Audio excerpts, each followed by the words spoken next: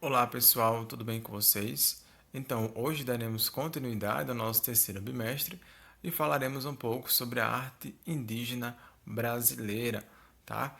Então, como vimos anteriormente, falamos um pouco, né, sobre algumas civilizações que já existiam aqui no continente americano antes da chegada dos espanhóis, que foram os incas, maias e astecas.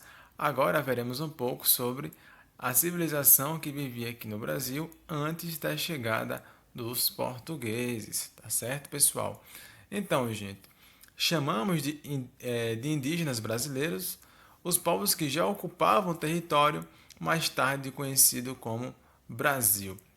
Então, quando os europeus começaram a explorar esse território, né, encontraram muitos grupos indígenas espalhados por diversas regiões do nosso país, cada um com os próprios costumes, língua, crenças, modo de se vestir e de se pintar, entre outras características, tá? Aqui tem um exemplo, né, dos indígenas Pataxó, em cerimônia tradicional realizada em 2012 em Porto Seguro, na Bahia, né, região no qual os portugueses desembarcaram em 1500, tá, gente? Então, a maioria, né, da população indígena foi dizimada, né, ou morta no processo de exploração e colonização europeia, tá? Então ele fala aqui, né, que população indígena refere-se à distribuição, né, territorial das comunidades indígenas, né, que serão estudadas tanto na disciplina de História e Geografia quanto em Geografia, tá? Então, ele destaca também, né, que mais alguns povos, né, resistiram e ainda hoje se mantêm resistentes contra as constantes agressões que sofrem em razão da invasão de terras que originalmente pertenciam a ele. Isso é muito comum, pessoal, nos territórios da Amazônia, né? Então, nesta unidade, estudaremos a arte indígena brasileira, tanto a produzida antigamente quanto a atual, tá bom? Então, aqui fala um pouquinho sobre beleza e funcionalidade na arte indígena, tá? E ele coloca que a arte tem um significado muito diferente para indígenas e não indígenas, tá? E uma das características, gente, da arte indígena é a produção de objetos que sejam, né, ao mesmo tempo bonitos e bons. Para os indígenas, ser bom é ser bem feito e durar muito tempo. Para eles, a arte não está separada da vida, pois a maioria dos objetos que eles produzem tem uma função, seja para uso ou decoração. E isso está associado à beleza, né? Porque esses objetos são cuidadosamente decorados. Aqui tem um exemplo de um objeto indígena chamado maracá, que é um instrumento de percussão que eles fabricam, né, e utilizam em suas celebrações que envolvem música, canto e dança. E pela preocupação com as formas e com a decoração, é possível perceber nesse objeto artístico, né, como a funcionalidade e a beleza estão associados, tá? Então, em seguida, já tem falando um pouquinho agora sobre a cerâmica que é produzida pelos indígenas, tá, gente? Então, podemos dizer que a cerâmica é uma peça muito importante na história desses povos, né? Pois faz parte dos objetos artísticos encontrados em pesquisas arqueológicas que mostram que essa forma de arte já era praticada por esses povos antes da era cristã, tá?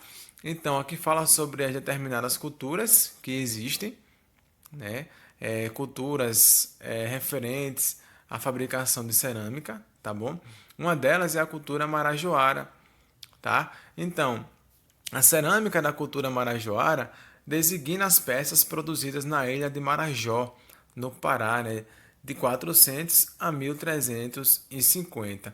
E os objetos característicos dessa cultura, encontrados por pesquisadores, demonstram uma produção variada, né? Como a decoração e o uso em rituais, instrumentos musicais, mobiliário, entre outros, como vocês podem verificar aqui ao lado, tá certo? Então, essa é uma cerâmica, né, que nesse caso é funerária, tá, pessoal? Por isso que recebe o nome de funerária marajoara, né, que foi datada de 400 a 1400, tá? Então, a urna, né, funerária, como também é chamada, desde a pré-história, tem a função de guardar as partes internas do corpo de uma pessoa que morreu. Nessa peça, gente, vemos uma decoração detalhada, né, que mostra tanto formas geométricas, como vocês podem verificar aí na imagem, quanto formas que misturam, né, figuras que lembram seres humanos e animais, tá?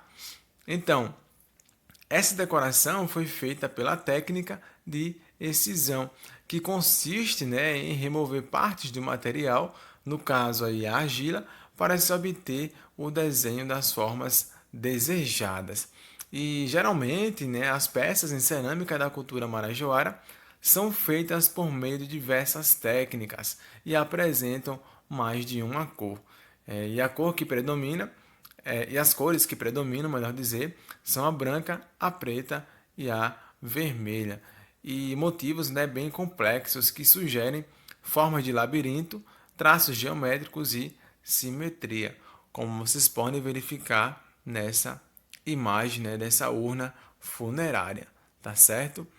Então, outra cultura, né, bastante importante na cerâmica é a cultura Santarém, tá? Então, gente, a cerâmica da cultura Santarém refere-se à produção que ocorreu entre 1000 e 1500 na região do rio Tapajós, certo? Que nasce, né, no estado do Mato Grosso e deságua no rio Amazonas, na região da cidade de Santarém, no Pará.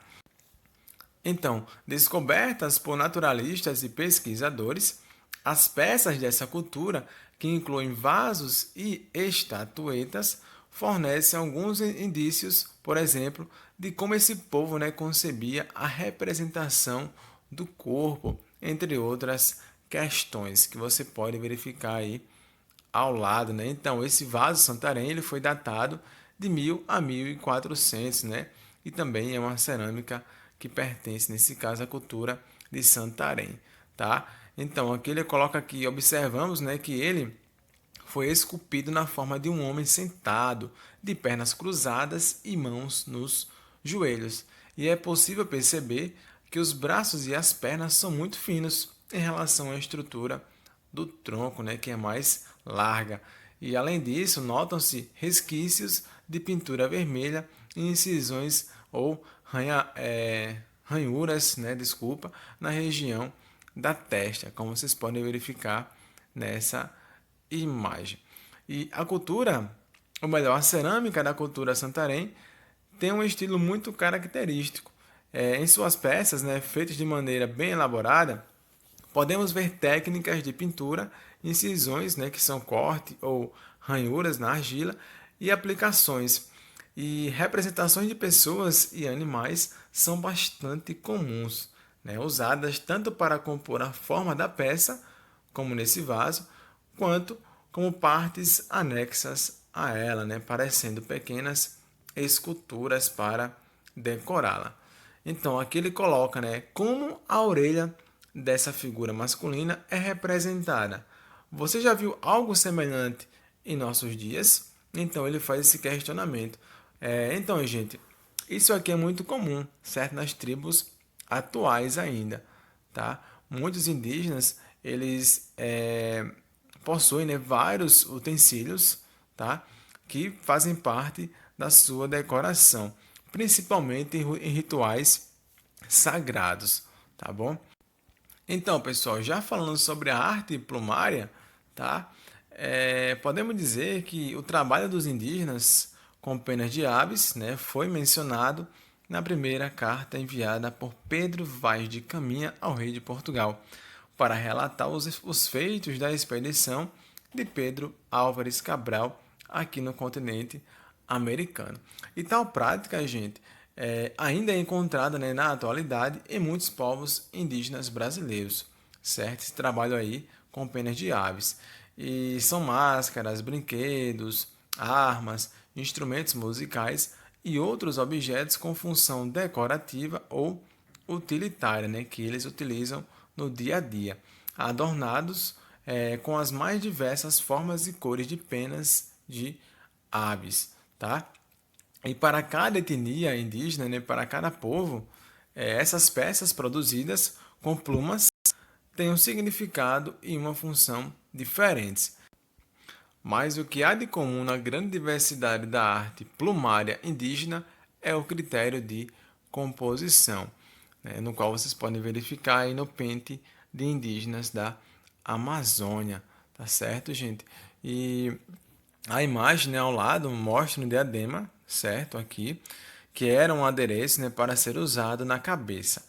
E as penas maiores são azuis e vermelhas, como vocês podem verificar, né, com flocos de algodão nas extremidades, certo? E as menores variam de amarelo e vermelho.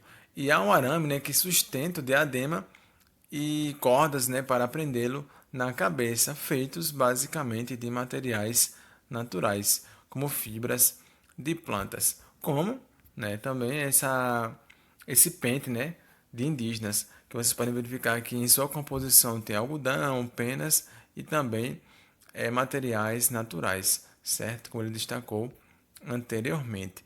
Então, a imagem, né, da página anterior, no qual eu mostrei, é um pente, né, lógico, e feito de ramos de fibra vegetal, alguns trançados e adornado com penas curtas, certo? Cujo padrão de composição se repete ao longo do corpo da peça, que é composto, né, por preto, vermelho e laranja, tá, gente? Que são as cores predominantes na arte indígena, tá? Então, esse diadema, né, ele está no Museu de Arqueologia e Etnologia da Universidade de São Paulo. E concluindo, gente, essa parte, podemos dizer que para compor ou adornar um objeto, os indígenas decidem se as cores das penas são análogas, ou seja, semelhantes ou contrastantes, e observam cuidadosamente as dimensões, as texturas e as formas de cada pena utilizada. Além disso, né, escolhem com bastante critério outros materiais que ajudarão a compor aquela peça, como couro, sementes, conchas de rio, miçangas e ossos de animais. Então, pessoal, por enquanto é isso, tá? Na próxima aula falaremos um pouco sobre pintura corporal e também destacaremos um pouco sobre as celebrações, né, que estão vinculadas ao corpo e à voz dos povos indígenas. Tá bom, gente? Estudos, boa atividade e até a próxima. Tchau.